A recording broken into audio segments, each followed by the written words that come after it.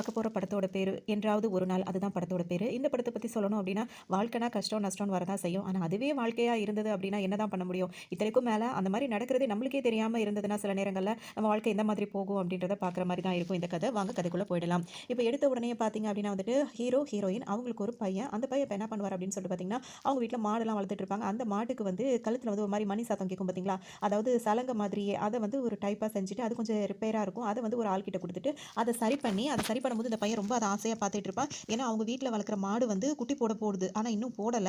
அது போட்டுச்சுன்னா, இத வந்து அதுக்கு போட்டு விடலாம் அப்படின்னு சொல்லிட்டு இந்த பையன் ரொம்ப ஆசையா அத கொண்டு வந்து இப்ப சரி பண்ணிட்டு இருக்கான். அந்த ஆளும் வந்து இவருக்கு அத வந்து சரி பண்ணி குடுத்துட்டு இருப்பாரு.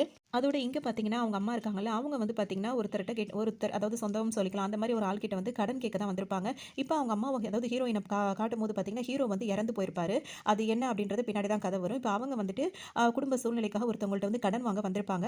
2 மாடையும் கூட்டு வந்திருப்பாங்க. அத கூட்டு வந்து கட்டி போட்டுட்டு இவர்கிட்ட வந்துட்டு கடன் தொகைக்காக கேட்டு நின்னுட்டு இருப்பாங்க. அப்ப அவர் என்ன சொல்வாருன்னா, "சரி, சரி பார்த்து பேசிக்கலாம். சரி உன் மாட்ட கூட்டிட்டு வாம்மா, என்ன ஏதுன்னு பார்ப்போம்." அப்படின்ற மாரி அவரு பேசிட்டு இருப்பாரு. "இதோ இருங்க நான் அத போய் மாட கூட்டிட்டு வந்துர்றேன்னு" சொல்லிட்டு அவங்க வருவாங்க. அங்க பார்த்தீங்கன்னா, அவங்க கட்டி போட்ட இடத்துல இருந்து பார்த்தீங்கன்னா, மாடு வந்து காணாம போயிருக்கும். அவங்களுக்கு ரொம்ப பதட்டமா போயிருக்கும். உடனே வந்து அங்கேயும் இங்கேயும் சுத்தி சுத்தி வந்து தேடிட்டே இருப்பாங்க. ரொம்ப பதட்டமா போயிடும். அங்கேயும் இங்கேயும் தேடுவாங்க. எங்கேயுமே மாடு கிடைக்காது. ரொம்ப ஒரு மாரி ஆயிடுவாங்க. திரும்ப இவர்கிட்டயே வந்து சொல்லுவாங்க, "என் மாடு அங்க தான் கட்டி போட்டிருந்தேன் காணோம்னு" சொல்லும்போது, இவர் என்ன சொல்வாருன்னா, "நல்லா கட்டி போட்டிருந்தீங்களா? அது ஏதாவது தெரியாம லூசா கட்டி போட்டீங்களா? அத அவுத்துட்டு எங்கேயாவது போயிடுச்சான்னு தெரியலன்னும்போது, இவங்க சொல்லுவாங்க, "நல்லா தான் கட்டி போட்டிருந்தேன். எப்படி காணாம போச்சுன்னு தெரியலன்னோன" உடனே அவரும் வந்து வேக வேகமா வந்து தேடி தேடி பார்ப்பாரு. எங்கேயுமே இருக்காது.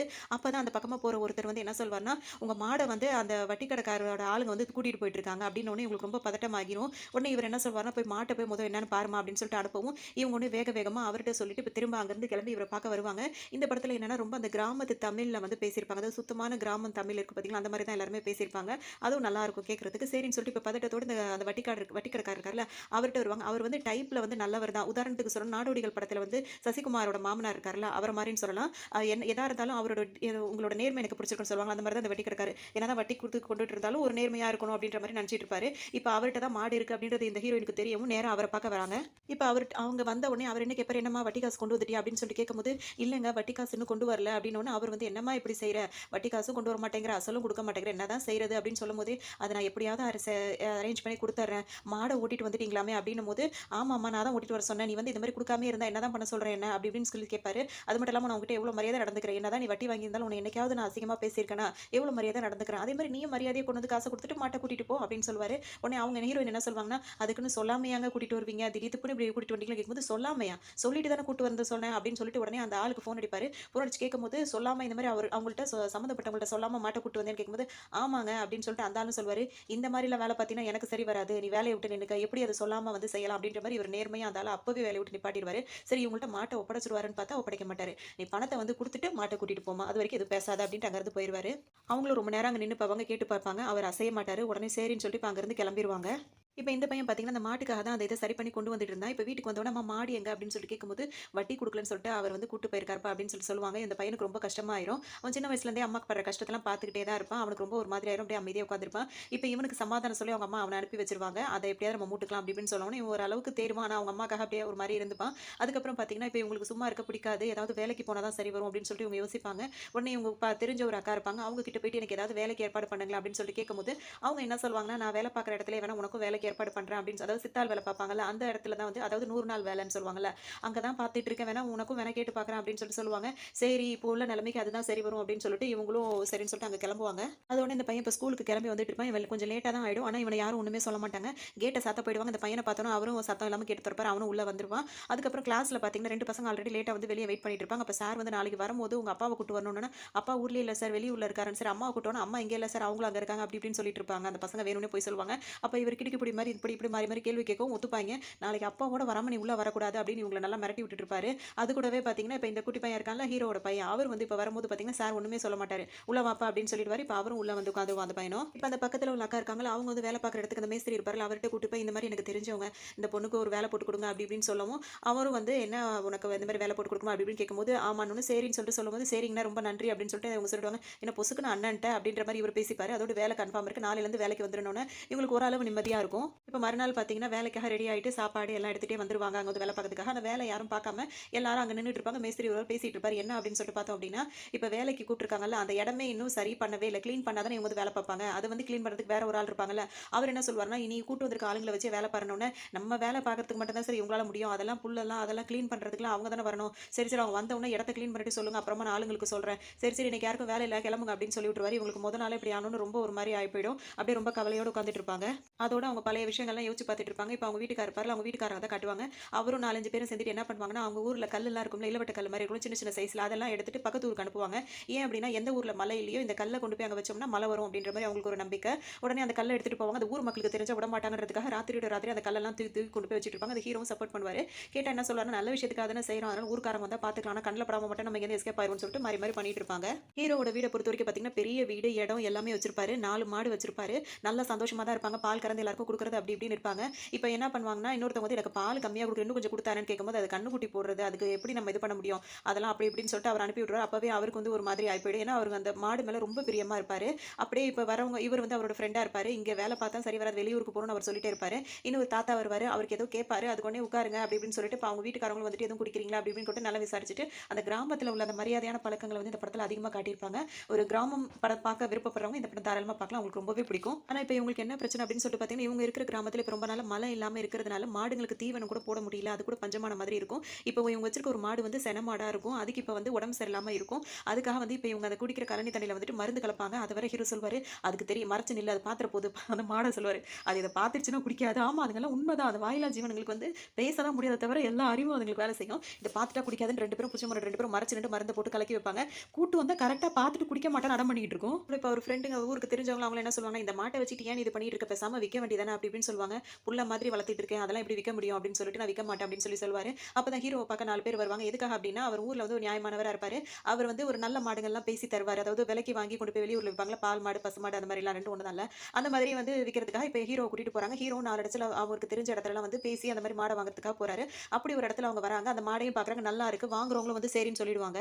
இப்ப ஹீரோக்கு வேலை என்ன அப்படின்னு சொல்லிட்டு பாத்தீங்கன்னா, வாங்குற மாடு வந்து நல்லா இருக்கா? இல்ல ஏதாவது சேதாரம் ஆயிருக்கா? அப்படின்றத செக் பண்ணி சொல்லுவாரு. அந்த மாதிரி இப்ப இந்த மாட செலக்ட் பண்ணியிருப்பாங்க. இவர் போய் சுத்தி சுத்தி அந்த மாட பாத்துட்டு என்ன சொல்வாருன்னா, "இந்த மாடு வேண்டாம்." அப்படின்னு சொல்லிட்டு வாங்க போறவங்கள்ட்ட சொல்வாரு. "ஏன்பா?" அப்படின்னு சொல்லிட்டு கேட்கும்போது, மாடுக்கு வந்து அந்த பால் குடுக்கும்ல, அதுல வந்து 2 மடி வந்துட்டு பட்டு போயிருக்கு அப்படின்னு சொல்லிட்டு சொல்லுவாங்க. அதாவது மத்த இதுலலாம் பால் வரும். 2 இதுல வந்து அப்படி என்னமோ சொல்றாங்க. அது மாரி சொன்ன உடனே இவர் வந்துட்டு வாங்குறவர் வந்துட்டு அப்படியாப்பா அப்படின்னு சொல்லி கேட்கவும், விக்கிறவர் என்ன சொல்வாருன்னா, "இது எப்படியாவது வித்து குடுப்பா. எனக்கு இப்போதைக்கு நான் கொஞ்சம் நஷ்டத்துல இருக்கேன். எனக்கு காசு தேவைப்படுதுன்னு" சொல்லுவாரு. வெள்ள சட்டை போட்டிருக்காருல்ல, அவர் தான் மாட்டுக்கு சொந்தக்காரர். பக்கத்துல இருக்கவரு வம்பு பண்றதுக்குன்னு நிக்கிறவரு அவருக்கு தெரிஞ்சவரு. இப்ப என்ன சொல்வாங்கன்னா, வித்து குடுக்க சொல்லும்போது ஹீரோ என்ன சொல்வாருன்னா, "அப்படிலாம் எப்படி நான் பொய் சொல்லி விக்க முடியும்? ஒரு வியாபாரம்னா நேர்மை வேணாமா?" அப்படி இப்படின்னு கேட்கும்போது, உடனே வந்துட்டு இவர் என்ன சொல்வாருன்னா, அந்த வம்பு பண்றாருல்ல, அவர் என்ன சொல்வாருன்னா, இவன் வச்சிருக்க மாட்டுக்கும் வந்து அப்படி இல்ல, இவன் பொண்டாட்டிக்கு இத்தன வருஷம் ஆகுது, இன்னும் அவனுக்கும் குழந்தை இல்லன்ற மாரி ஒரு மாரி பேசுவாங்கல்ல, அந்த மாரி பேசினோனே, ஹீரோக்கு வந்து கோவம் வந்து 2 பேருக்கு இப்ப கை கலப்பு ஆயி போயிடும். அதோட இவங்க அந்த மாட வித்து தரலன்றதுக்காக இவருக்கும் இப்பத்துலருந்து ஹீரோ மேல கோவம் வந்துரும். இவங்க 2 பேரும் அப்படியே மாறி மாறி அடிச்சுக்கிற மாரி அங்கருந்து இப்ப கெளம்பிருவாங்க. அதோட இந்த விஷயம் வீட்டுக்கு பொண்டாட்டிக்கு தெரியக்கூடாதுன்னு சொல்லிட்டு ஹீரோ நினச்சிட்டு இருப்பாரு. இப்ப வீட்டுக்கும் வந்துருவாங்க. வீட்டுக்கு வந்தோனே பார்த்தீங்கன்னா, எதுவுமே நடக்காத மாரி தான் ஹீரோ இருப்பாரு. அவர் ஃப்ரெண்டுட்டயும் எதுவும் சொல்லிக்காத.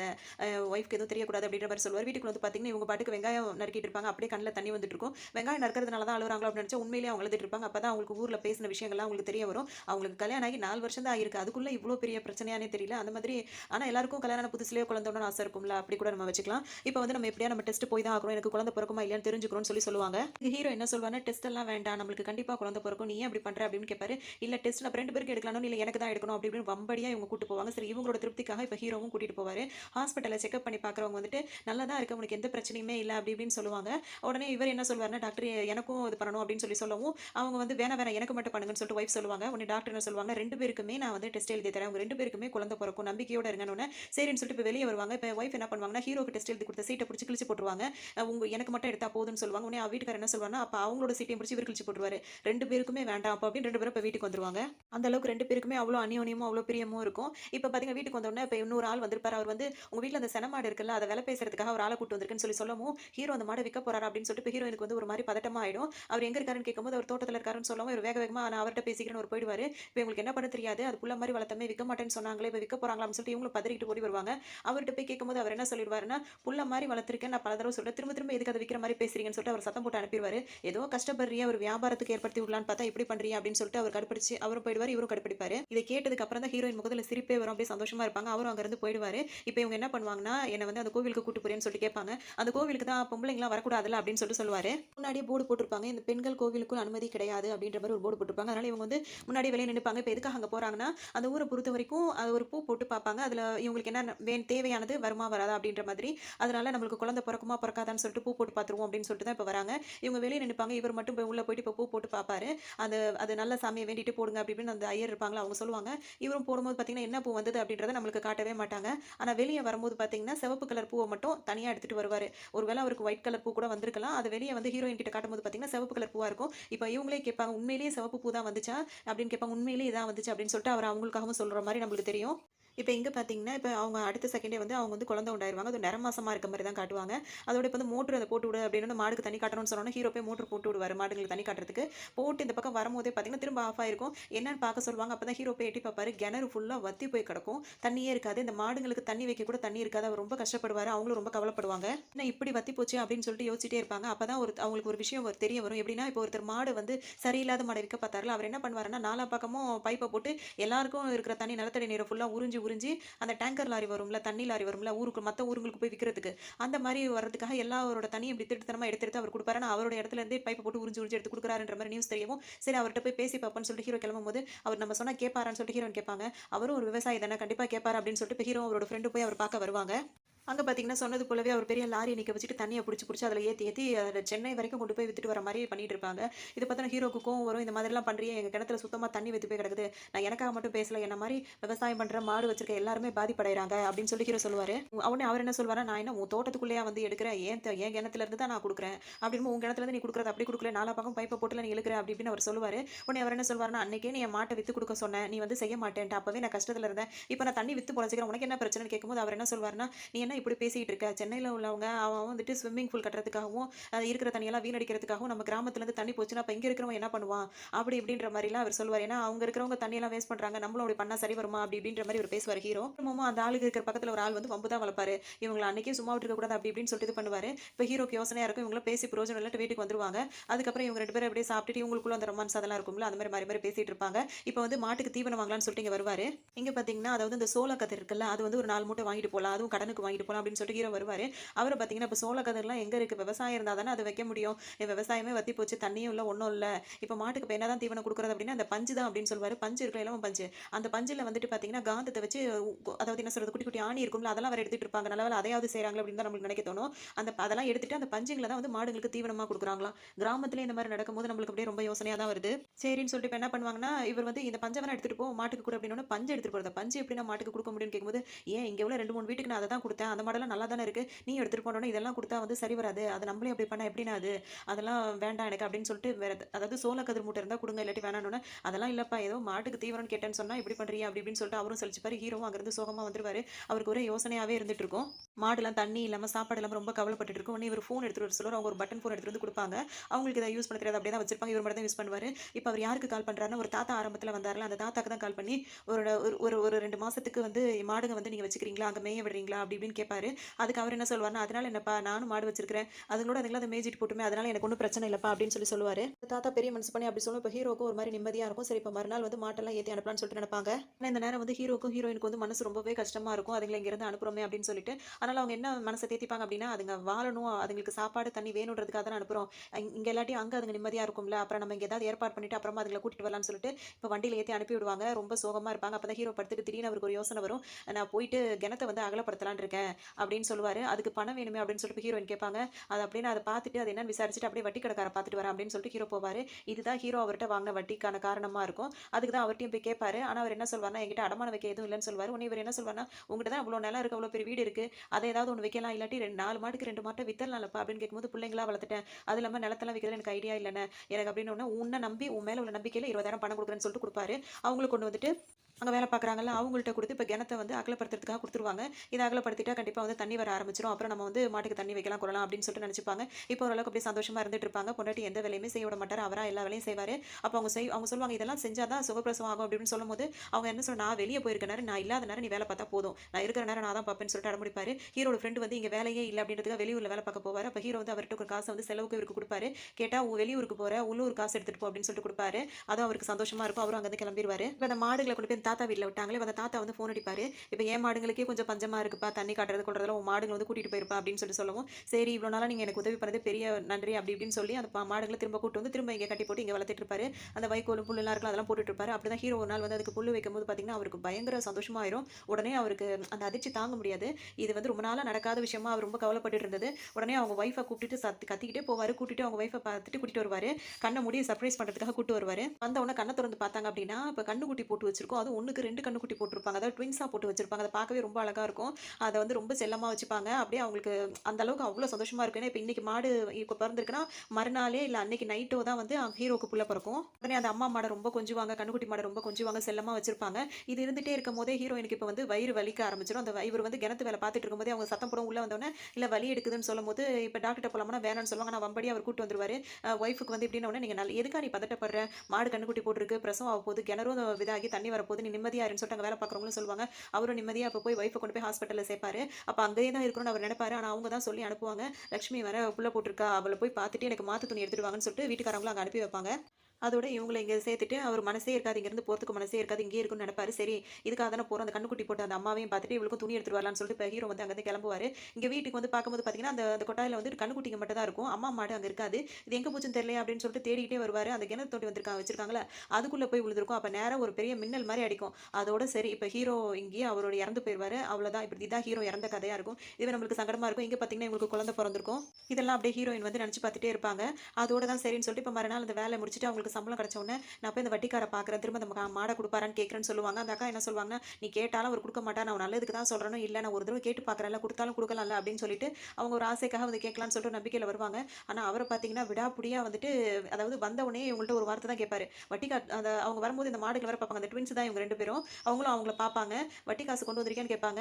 "இல்ல" அப்படின்னு பேச ஆரம்பிக்கும்போது, "ஒரு நிமிஷம் இரும்மா யாரோ வந்திருக்காங்க. அவங்கள்ட்ட பேசிட்டு வரேன்னு" சொல்லிட்டு அங்க போயிருவாரு. அவங்களுக்கு ஒரு மாரி இருக்கும். அவங்க பையனும் கூட வந்து இதெல்லாம் பார்த்துட்டு தான் இருப்பான். அம்மா படுற கஷ்டம்லாம் அவனுக்கு ஒரு மாதிரியாவே இருக்கும். சரின்னு சொல்லிட்டு இப்ப என்ன பண்ணுவாங்கன்னா, "நீ வட்டி காசு அசலும் குடுக்காம எப்படிப்பா நான் குடுக்க முடியும்? நீ போய் அதெல்லாம் எடுத்துட்டு வா. உடனே உன் மாட்ட வேணா கூட்டிட்டு போ. அதுவரைக்கும் இந்த மாரி சும்மா சும்மா வந்து மாடு மாரி நிக்காதம்மா சின்ன பிள்ளைத்தனமா" அப்படின்னு சொல்லிட்டு அவரும் ஒரு நாசுக்கா சொல்லி அனுப்புவாரு. இவர் அம்மா கஷ்டப்படுறது பையனுக்கு வருத்தமா இருந்தாலும் சரின்னு சொல்லிட்டு இப்ப அவங்க அங்கருந்து இப்ப கிளம்புவாங்க. மாட பார்த்துக்கிட்டே அந்த பையனும் அங்கருந்து கிளம்பிருவான். இப்ப இந்த பையனுக்கு பார்த்தீங்கன்னா, ஸ்கூல்ல இருக்கும்போதும் பார்த்தீங்கன்னா, மாடோட சிந்தனையாவே தான் இருந்துட்டு இருக்கும். இப்ப வீட்டுக்கு வருவோம். வரும்போதே அவங்க அம்மாவும் அந்த பக்கத்து வீட்டு அக்காவும் என்ன பேசிப்பாங்க அப்படின்னா, "வட்டி காசு குடுக்கலன்னா மாட வந்து சந்தையில வித்துருவாங்களா? அப்படி எனக்கு பயமா இருக்குன்னு" சொல்லிட்டு ஹீரோயின் சொல்லிட்டு இருப்பாங்க. இது வந்து இந்த பையன் கேட்டுருவான். ஆனா கேட்காத மாரி அவனும் முகத்த கழுவிட்டு வீட்டுக்குள்ள போயிடுவான். அவன் அவன் அவன் காது படாம எதுவும் பேச வேணாம ரொம்ப வருத்தப்படுவான். ஏன்னா, இந்த பையன் பொறந்தப்ப தானே அந்த மாடும் பொறந்துச்சு. அதனால இவனும் அதுங்க மேல ரொம்ப பிரியமா இருப்பான். இப்ப பையன் ஸ்கூல் விட்டு வந்துட்டாருல, அவருக்காக வந்து தோசை சுட்டு குடுப்பாங்க. அவருக்கு ஊட்டி விட்டுட்டு அவர படுக்க வைப்பாங்க. அவர் மாட பத்தி பேசிட்டே இருப்பாரு. நம்ம சீக்கிரம் அத மூட்டிடலாம்ப்பா அப்படின்னு சொல்லிட்டு இவங்களும் ஆறுதல் சொல்லிட்டே இருப்பாங்க. போய் பையன பார்த்துக்கிட்டே இருப்பாங்க. மறுநாள் கிளம்பும்போது ஸ்கூலுக்கு கிளம்பும்போது சொல்லுவாங்க. அம்மா என்ன சொல்லுவாங்கன்னா, "நீ அதே நினைச்சிட்டு இருக்கக்கூடாது. நல்லா படிக்கிறதுல கவனம் செலுத்தணும்" அப்படி இப்படின்னு சொல்லுவாங்க. அந்த பையனும் அப்படிதான் நினைச்சிருப்பான். அவங்க அம்மா இந்த பக்கம் போனோனே பார்த்தீங்கன்னா, ஒரு லாரியில வந்து மாடெல்லாம் ஏத்திட்டு போறத அந்த பையன் பார்ப்பான். அவனுக்கு உடனே சந்தையில விக்கிறா தான் நேத்து அம்மாவும் அக்காவும் பேசுனது இவன் காதுல விழுந்திருக்கும்ல. உடனே வேக வேகமா அந்த இடத்துக்கு போவான் அந்த வட்டிக்கார வீட்டுக்கு. ஸ்கூலுக்கு போகாம அங்க போய் நின்னுட்டு தேடி தேடி பார்ப்பான். மாடு அங்க இருக்கவே இருக்காது. ஒவ்வொரு இடமா தேடி தேடி பார்த்துட்டு அதுங்களோட பேர சொல்லி கூப்பிட்டுட்டே இருப்பான். அவனுக்கு ரொம்ப கவலையா போயிடும். அந்த மாட்ட காணோமே அப்படின்னு சொல்லிட்டு. அதோட நேரா சந்தைக்கு போவான். சந்தையில போய் அந்த மாடு இருக்கா அப்படி இப்படின்னு சொல்லிட்டு பார்ப்பான். அங்கேயும் அந்த மாடு இருக்காது. வேற எங்க தான் போயிருக்கும் அப்படின்னு சொல்லிட்டு இப்ப கோவிலுக்கு வந்து வேண்டிக்குவான். அந்த மாடு எப்படியாவது கிடைச்சிரணும் அப்படி இப்படின்னு சொல்லிட்டு அது மாடு கூட இருந்த ஞாபகம்லாம் அவனுக்கு வரும். அதெல்லாம் நினைச்சுக்கிட்டே அந்த கோவில்ல போய் வேண்டிக்கிட்டு வருவான். வரும்போது தான் பார்த்தீங்கன்னா, இங்க வந்து திரும்ப அந்த 2 மாடும் இங்க நிக்கும். என்ன அப்படின்னு சொல்லிட்டு பார்த்தோம் அப்படின்னா, இந்த மாட்ட வச்சிருக்காருல்ல, அதாவது தண்ணி காட்ட ஒரு ஆள் வச்சிருப்பாங்கல்ல, அவர் என்ன சொல்வாருன்னா, மாட வந்து இந்த ரவுண்ட்ஸுக்கு கூட்டு போவாங்கல்ல, அந்த மாரி கூட்டு போயிருந்தேன்ப்பா. அத சொன்னாரு. ஆனா உன் மாட்ட வந்து சீக்கிரமா அம்மாவ பணம் குடுத்துட்டு வாங்கிக்க சொல்லுப்பா, இல்லாட்டி வித்துற போறாரு இவரு அப்படின்னு சொல்லிட்டு அனுப்புவாரு. இப்ப இவங்க ஒவ்வொருத்தவங்கள்ட்டயா போய் பண உதவி கேட்பாங்க. இவரு சொந்த தாய் மாமனா தான் இருப்பாரு. பண உதவி கேட்கும்போது அவர் என்ன சொல்லுவாருன்னா, வீடு தான் அமௌண்ட் பெருசு இருக்குல்ல, அத வித்து போட்டு இந்த பக்கம் வந்தா என்ன அப்படின்னு கேட்கும்போது, இல்ல அது அவர் வாழ்ந்த இடம். அத நான் விக்க மாட்டேன் அப்படின்னோனே, உங்களுக்கு பண உதவினா மட்டும் சொந்தக்காரவங்க வேணும். நல்லது கெட்டது சொன்னா மட்டும் எடுத்துக்க மாட்டீங்க. யார்கிட்ட இருக்கு பணம்? அதெல்லாம் எங்கள்ட்ட இல்ல. கிளம்பு கிளம்புன்ற மாரி யாரோ 3ஆம் மனுஷன் மாரி அவர் சொல்லி அனுப்புவாரு. இந்த இடத்துக்குலாம் அந்த பையனும் கூட கூட வருவான். ஒவ்வொருத்தர் பேசுறதெல்லாம் அவன் கேட்டுட்டே இருப்பான். எவ்வளோ பேர்கிட்ட அவங்க பணம் கேட்பாங்க. யாருமே எல்லாரும் ஒவ்வொரு காரணம் வச்சிருப்பாங்க தவிர யாருமே உதவி உதவி செய்ய தயாரா இருக்க மாட்டாங்க. இவர் வந்து சொந்த அண்ணனா தான் இருப்பாரு. அவர்ட்ட போய் கேட்கும்போது, "வேணும்னா உன் பையனுக்கு ஸ்கூல் ஃபீஸ் வேணா நான் கட்டுறேன். அது கவர்மெண்ட் ஸ்கூல் படிக்கிற பையனுக்கு என்ன ஃபீஸ் கட்ட போறாருன்னு தெரியல. அத வேணா நான் கட்டுறேன். மத்தபடி இந்த பெரிய உதவியெல்லாம் நீ என்கிட்ட எதிர்பார்க்காத.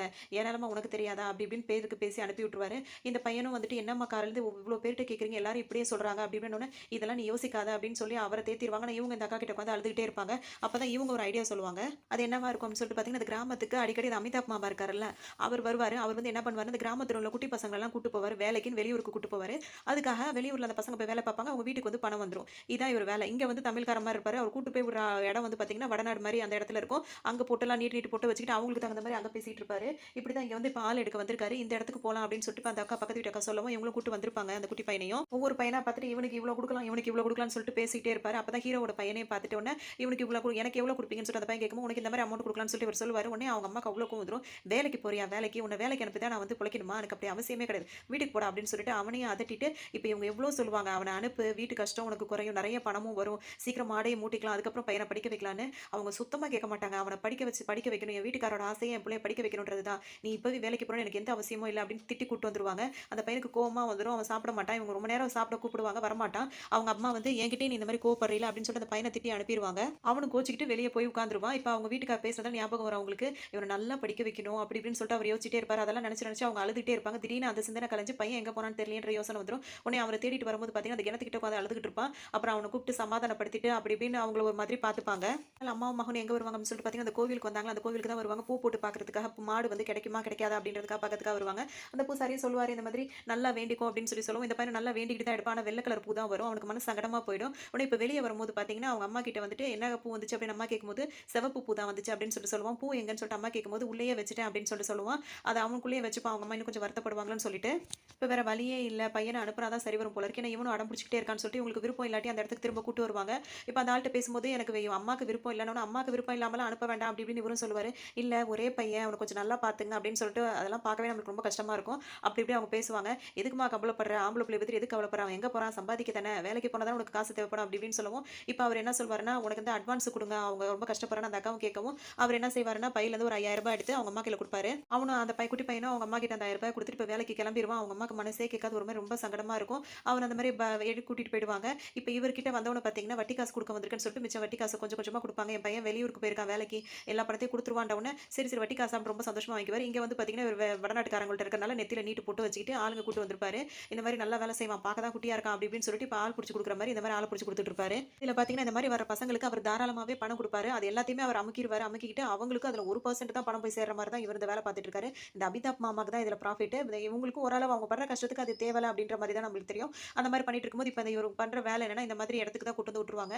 இங்க உள்ள வேலையெல்லாம் பார்க்குறோம்ல, பாவம் ஆனா இதெல்லாம் உண்மையிலேயே நெனச்சு பார்க்கும்போது நம்மளுக்கு கஷ்டமா தானே இருக்கும். அந்த மாரி இடத்துக்கு அந்த பையனும் வேலைக்கு வருவான். அவனுக்கு இதெல்லாம் புதுசா இருக்கும். இந்த இடம் இருந்தாலும் அந்த கஷ்டத்தெல்லாம் போக்குறதுக்கு, குடும்ப கஷ்டத்த போக்குறதுக்காக அவன் சைஸ் வேற இன்னும் குட்டியா இருக்கான். பார்க்க ரொம்ப இதா இருக்கும். இப்ப உள்ள வரும்போது பார்த்தீங்கன்னா, தண்ணி வேணும்னு கேட்கும்போது, அங்க இருக்க எடுத்து குடின்னு சொல்லிட்டு இவரு சொல்லுவாரு. அந்த கிளாஸ் எடுத்து பாப்பா தண்ணி தூசியா இருக்கும். என்னன்னு கேட்பாரு. தூசியா இருக்குன்னோன, அவர் அதே தண்ணீல கழுவி, அதே தண்ணிய மெத்தி வாயில ஊத்திட்டு, இப்படிதான் குடிக்கணும்ன்ட்டு போயிருவாரு. அதோட அந்த பையன் குளிக்கணும்னு சொல்லுவான். வேலை பார்த்துட்டு அப்புறம் குளின்னோன வேலைக்கும் வந்துருவான். இந்த மாரி தூக்க முடியாம அங்கேயும் இங்கேயும் தூக்கிக்கிட்டு ஒவ்வொன்னா போய் வச்சுக்கிட்டு கொண்டுட்டு வேலை பார்த்துட்டே இருப்பான். இங்க வந்து அவனுக்கு அந்த பையன் சிந்தனையாவே அம்மாக்கு இருக்கும். சாப்பிட்டானா இல்லையோ தெரியலையே அப்படி இப்படின்னு சொல்லிட்டு யோசிச்சுட்டே இருப்பாங்க. நீ போய் அந்த மேஸ்திரிட்ட அவர்ட்ட ஃபோன கேளு. நீ கேட்டா குடுப்பாருன்ன உடனே ரெக்கமெண்டேஷனுக்கு இந்த அக்காவ கூட்டிட்டு போய் ஃபோன் வேணுமா மகன்ட்ட பேசணும்னா, நீ கேட்டாலே நான் குடுப்பேன். இது எதுக்கு நீ அவ்வளோலாம் கூட்டு வரேன்னு இவர் வேற வழிஞ்சிட்டு இருப்பாரு. மகனுக்கு ஃபோன் போட்டு பேசிட்டே இருப்பாங்க. அங்க உள்ளவங்கலாம் வந்துட்டு இதுக்கு மேலலாம் ஃபோன் பேசக்கூடாது. வேலைக்கு வந்தியா? ஃபோன் பேச வந்தியா? அப்படி இப்படி இங்க பையனையும் வேற அதட்டிட்டே இருப்பாங்க. அந்த பையனும் சரின்னு சொல்லிட்டு இருப்பான். இப்ப இந்த ஆள் இருக்காருல்ல, ஆரம்பத்துல தான் கரடு முரடா இருந்தாரு. அந்த பையன் மேல ரொம்ப பிரியமா இருப்பாரு. இப்ப இவங்க வைக்கிற சாப்பாடு குடுக்குற அந்த சாப்பாடுலாம் அந்த பையனுக்கு பிடிக்காது. இங்க இது தான்ப்பா சாப்பிடணும் அப்படி இப்படின்னு சொல்லவும், சரின்னு சொல்லிட்டு அந்த பையன் அட்ஜஸ்ட் பண்ணி சாப்பிட்டுக்குவான். அப்புறம் அந்த பையன நெனச்சு நெனச்சு அவங்க அம்மா ரொம்ப கவலைப்பட்டுட்டே இருப்பாங்க. ஒரே அவங்களுக்கு நைட்டு தூங்கும்போது பகலும் ராவும் பகலும் அவங்க பையன் ஞாபகமா வரும். பக்கத்திலேயே இருக்கும்போது அப்படிதானே இருக்கும். ஒரு அம்மாவா இருக்கிறவங்களுக்கு அப்படிதானே இருக்கும். அதனால அவங்க பையன் கிட்ட அந்த சிந்தனை எல்லாமே அவங்களுக்கு வந்து வந்து போயிட்டே இருக்கும். யோசிச்சுட்டே இருப்பாங்க. அந்த மாடையும் நெனச்சு நெனச்சு பார்த்துட்டே இருப்பாங்க. இந்த பையனுக்கும் அவங்க அம்மா சிந்தனையா இருக்கும். அந்த மாடு சிந்தனையாவே இருந்துட்டு இருக்கும். அப்பதான் அவங்க அம்மாவுக்கு ஒரு யோசனை வரும். அடிக்கடி போய் மேஸ்திரி கிட்ட போய் ஃபோன் கேட்க முடியாது. அப்புறம் தான் அவங்க ஒரு வீட்டுக்காரர் ஃபோன் வச்சு பேசிட்டு இருந்தாலும், அந்த ஃபோன பெட்டியிலருந்து எடுக்கிறதுக்கு அவங்களுக்கு ஞாபகம் வந்துரும். அந்த ஃபோன எடுத்துப்பாங்க. எடுத்துக்கிட்டு இனிமே மகன்ட்ட எப்ப வேணா பேசிக்கலாம் அப்படின்னு சொல்லி நெனைப்பாங்க. கூட்டு போன அமிதாப் மாமா என்ன சொல்லுவாருன்னா, அடிக்கடி எனக்கு கால் பண்ணக்கூடாது. நான் பிஸியா இருப்பேன். ஏதாவது முக்கியமான விஷயமா தான் கால் பண்ணணும்னு சொல்லுவாங்க. இவனும் அங்கேயும் இங்கேயும் தூங்கிக்கிட்டு அந்த வேலையெல்லாம் பார்த்துக்கிட்டே இருப்பான். இந்த பையன் கழட்டி போட்ட ஷூவை வந்து பார்த்தீங்கன்னா, வேற ஒரு பையன் வந்து போட்டுட்டு போயிருவான். அதனால இவன் கால்ல வந்து அடிபட்டு பயங்கரமா ரத்தம் வந்துரும். உடனே இவர் தான் வந்து மருந்தெல்லாம் போட்டு அந்த பையனுக்கு சொல்லுவாரு, "இந்த இடம் உனக்கு வேண்டாம். நீ திரும்ப ஊருக்கே போயிடு. என்னதான் எங்க அப்பா, அம்மா சின்ன வயசுல கொண்டு வந்து இங்க விட்டுட்டாங்க. இது நல்லது கிடையாது." அப்படி இப்படின்னு சொல்லுவாரு. உடனே அந்த பையன் என்ன சொல்வான்னா, "என் குடும்பத்தில கஷ்டம் இருக்கு. நான் அந்த மாட்டெல்லாம் மீட்டணும். எங்க அம்மா ரொம்ப கஷ்டப்படுறாங்க. நான் எப்படியாவது எல்லாம் சம்பாரிச்சு தான் ஊருக்கு போவேன்." அப்படின்னு சொல்லுவான்.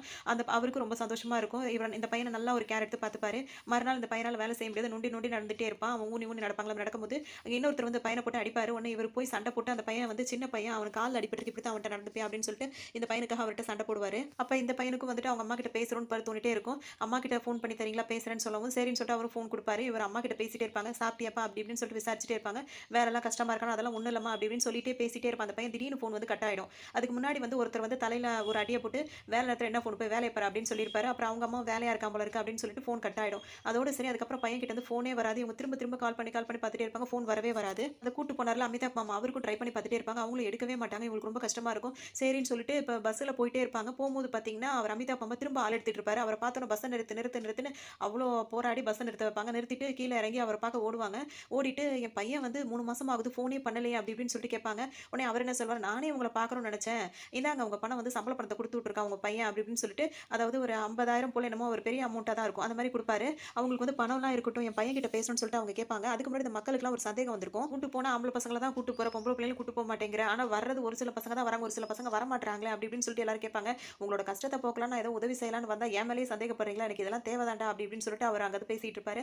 அப்பதான் இவங்க வந்து கேட்கவும் இவங்களுக்கு வந்து பணத்த குடுக்கும்போது, பணம் அப்புறம் வாங்கிக்கிறேன். என் பையன் கிட்ட பேசணும்னு, ஏம்மா அவன் வேலை பார்ப்பானா? உன்கிட்ட ஃபோன் பேசிட்டே இருப்பானா? இந்தா உனக்காக பணத்த குடுத்து விட்டுருக்கான். நீ போய் அந்த மாட்ட என்னமோ கஷ்டத்தெல்லாம் பார்க்குற வேலைய பாரு. அவன் வந்துருவான். வெளிய முடிச்சு வந்துருவான். வேலையெல்லாம் முடிச்சு அப்படின்னோன, ஆமா சீக்கிரம் வரட்டும். அவனுக்கு படிப்பு கெட்டு போயிரும். அவன படிக்க வைக்கணும் அப்படின்னு சொல்லிட்டு இவங்க சொல்லுவாங்க. சரி, சரி இந்தா பணத்த புடி அப்படின்னு சொல்லிட்டு வலுக்கட்டாயமா அவங்க கையில பணத்த வச்சுட்டு அவர் அங்கருந்து கிளம்பிருவாரு. என் பையன ஃபோன் பண்ண சொல்லுங்க அப்படி இப்படின்னுவாங்க. அதெல்லாம் பண்ணுவான். இப்ப நான் போறேன்ல உடனே உன்ட்ட பேச சொல்றேன்னு சொல்லிட்டு அவங்க அம்மாட்ட சமாதானப்படுத்திட்டு அந்த பணத்தை அவங்கள்ட்ட குடுத்துட்டு அங்க தான் அவர் கிளம்புவாரு. அங்கிருந்து அவங்க கிளம்புன உடனே தான் இவர் பழைய விஷயம் யோசிச்சு பார்ப்பாரு. அப்பதான் என்ன நடந்திருக்கும் அப்படின்னு சொல்லிட்டு பார்த்தீங்கன்னா, இங்க வந்து இவர கூப்பிட்டுருப்ப அந்த சேட்டுக்காரர் இருக்கார்ல, அவர் வேலை குடுத்தவர். அந்த ஆள் வந்து இப்ப அமிதாப் மாமாவ கூப்பிட்டு ஒரு ஆக்சிடென்ட் ஆயிடுச்சு அப்படின்னு சொல்லுவாரு. என்ன அப்படின்னு சொல்லிட்டு கேட்கும்போது, அன்னைக்கு அந்த பையன் பேசிட்டு உட்கார்ந்திருப்பான்ல, அப்ப பேசும்போது ஒரு ஆள் வந்து தட்டி அந்த பையன வந்து போ இந்த கேன் எடுத்துட்டு மேல போ அப்படின்னு சொல்லும்போது, அந்த பையன் வந்து அந்த ஒரு மாரி கேன் எடுத்துட்டு மேல ஏறலாம் போவான். அப்ப அந்த ஆள் என்ன சொல்வார்னா, இங்க போகாத அந்த ஒரு மாரி பெல்ட் மாரி கட்டியிருக்காங்கல்ல, அந்த பெல்ட் மேல ஏறி போ. அப்பதான் சீக்கிரம் கொண்டு போக முடியும்னு சொல்லவும், அந்த பையனுக்கு அது ஒரு மாதிரி இருக்கும். அவ்ளோ வெயிலு வெறும் காலோட அந்த பெல்ட் மேல ஏறி போகணும். சுத்திலும் பெல்ட்டா இருக்கும். இது திடீர்னு இத ஆன் பண்ணி விட்டுருவாங்க. இத ஆன் பண்ண உடனே டோட்டலா எல்லாமே ஓட ஆரம்பிச்சுரும். இந்த பையன் வேற குட்டி சைஸா இருக்கானா, அதனால வந்து அந்த பசங்களும் வந்து இத ஆன் பண்ற பசங்களும் வந்து ஃபோன் பேசிக்கிட்டே வந்துட்டு, ஆள் யாரும் அங்க மேல யாரும் போமாட்டாங்கல்ல, அந்த ஒரு சிந்தனையில வந்து திடீர்னு ஆன் பண்ணி விட்டுருவாங்க. இந்த பையனுக்கு அது தெரியாது. இவன் பாட்டுக்கு இவன் மேல ஏறி பாதி தூரம் போவான். பயந்து பயந்து போவான். அப்படியே சுத்தி சுத்தி பார்த்துக்கிட்டே போகும்போது பார்த்தீங்கன்னா, திடீர்னு அந்த மிஷின் ஓட ஆரம்பிச்சுரும். அப்படியே தாறுமாறா ஓடி அங்கருந்து அப்படியே விழுந்து அப்படியே இறந்து போயிருவான். இது ரொம்ப கஷ்டமான விஷயமா இருக்கு இதெல்லாம் பார்க்கறதுக்கே. இது அவங்க வீட்டுக்கே அப்படியே தெரியவே தெரியாது.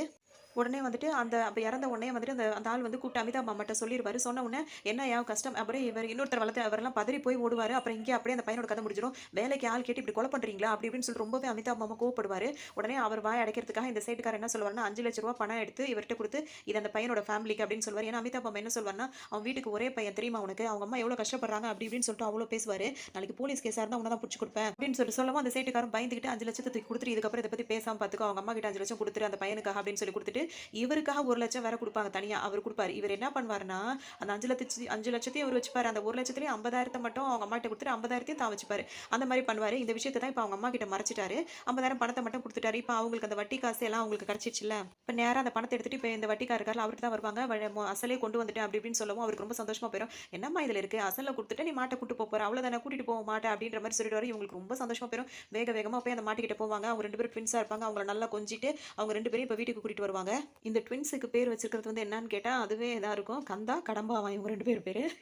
அப்படிதான் சொல்லி அவங்க கூப்பிடுவாங்க. 2 பேரையும் கூட்டிட்டு வீட்டுக்கு வந்துட்ட உடனே பார்த்தீங்கன்னா, அந்த பையன் ஆரம்பத்தில ஒரு வளையம் செஞ்சு வச்சிருந்தார்ல, அதுங்க கழுத்துக்கு போடுறதுக்கு. அந்த வளையத்த வேற எடுத்துட்டு வந்து, "இது உனக்கு, இது உனக்கு" அப்படின்னு சொல்லிட்டு 2 பேருக்கும் அத வேற போட்டு விடுவாங்க. அதுங்களுக்கு இப்ப மாட்ட ஒரு வழியா மூட்டிட்டு வந்துட்டாங்க. இப்ப அதுக்கு கட்டி போட்டு, அதுக்கு கழுத்துலயே மாட்டி விட்டு உட்கார்ந்திருப்பாங்க. திரும்ப திரும்ப பையனுக்கு ஃபோன் பண்ணிட்டே இருப்பாங்க. ஃபோன் வந்து நாட் ரீச்சபிள் வந்துட்டே இருக்கும். அப்படியே யோசிச்சுட்டே, அப்படியே தலைய சாஞ்சுட்டு மழை நல்லா பெஞ்சுட்டே இருக்கும். அப்படியே அந்த படத்த முடிப்பாங்க.